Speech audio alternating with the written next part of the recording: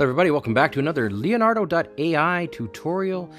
I'm going to show you why I believe Leonardo AI is as good and quite possibly better than MidJourney. And I don't say that lightly because I am a heavy-duty MidJourney user. And if I go to my MidJourney account here, you'll see here that I've got the standard plan, the $30 a month plan. I use it, and I use it a lot.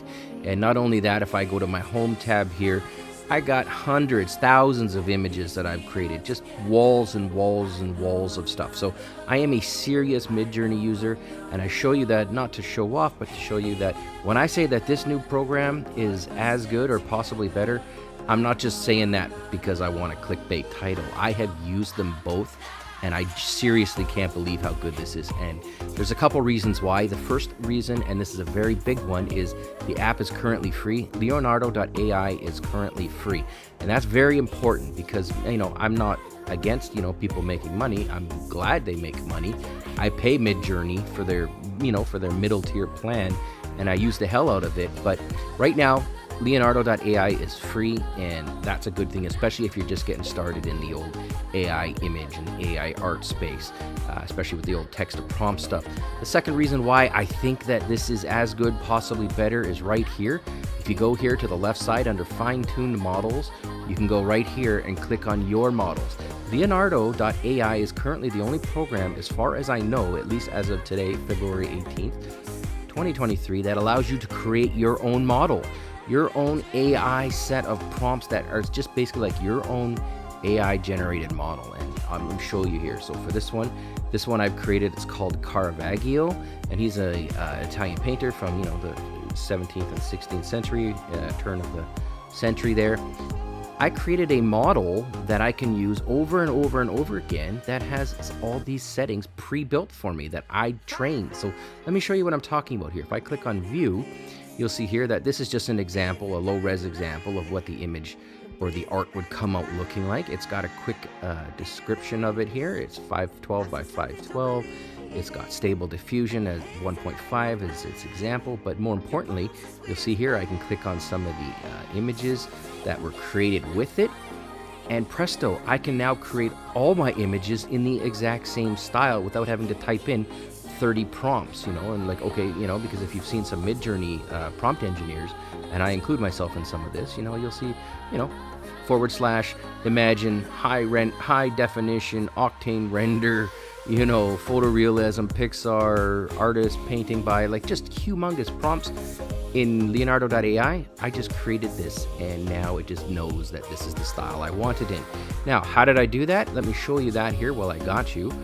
You can now create your own data sets, and your data sets are used to train models. So let's see here. If I wanted to create a data set, I would just go to my data sets here, and then you'll see here that I've got 4. I've got this one here, which is my Caravaggio, and then this is a new one that I was working on, and now this one here is my Pixar styles.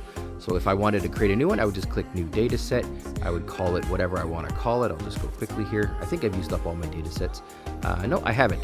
So here you go. This is where I create the data set, and these are the images that I use to train my own personal model. Again, I believe this feature is unique to Leonardo AI.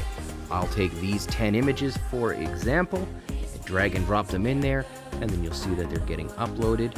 And then once they're all up and running, there we go. I just click on this little button here, train model, and that's it. It's going to use those images and train its own unique model. So I'm not going to go ahead and do that, but again, I wanted to show you that that's all it takes. Once you've trained the model, you'll get an email, and it'll say, hey, your new model's ready. Then all you got to do is go to fine-tune models, click on your models, and then bang, here's Pixar. And if I want to view it, I just click on it, just click view, and bang, I can start generating with this model. I haven't put a thumbnail up there yet, but I will probably later on. So there you go. That's all there is to it. That's what makes this so good.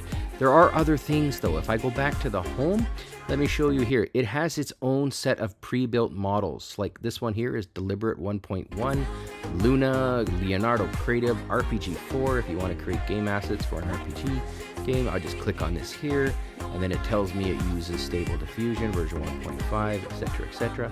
And then I could just start generating with this model. So if I want that look, that kind of style, I just have to click that one button, and we're on our way. There's all these other models here that you can choose from.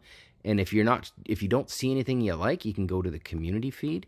And then watch this. You can just flip through here. You can start taking these images. You can see if there's stuff you like here.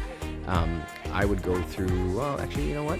Let me show you one more thing here. Let's go to my personal feed. I can flip through my feed. So these are all the things I've done myself. So you don't have to go, like MidJourney, you kind of got to go through it and find the images and save them and envelope it to yourself. This just has this nice little place where you can go ahead and click on them and download them. The other things that are really, really interesting is the fine-tune models here. When I go back to this one, I can go back, and here are all the platform models. This one's really good, Leonardo selected, by the way. But I can also use community models. How cool is that? If somebody in the community makes images or art that you like, and you want to kind of build the same style as them, just flip through here. Like this cute little themed icon's kind of cool. I like these penguins. Or maybe you like this horror theme. I would just click on it. This is community built. I will just click on generate with this model, and we are on our way. Look at that, right? I would just go dogs reading a book, and presto, and it would be horror themed, so that's the instance prompt.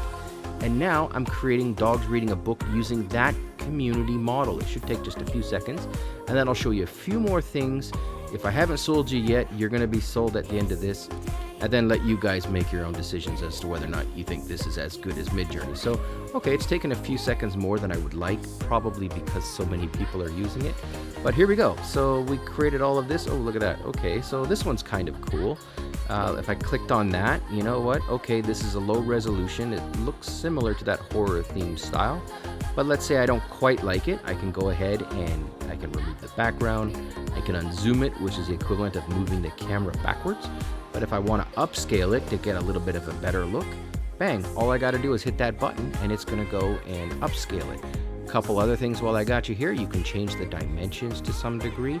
You can change aspect ratios. So if you want a 16:9 because you want it for a thumbnail or a YouTube image or a Facebook video or a YouTube video, you can change aspect ratio.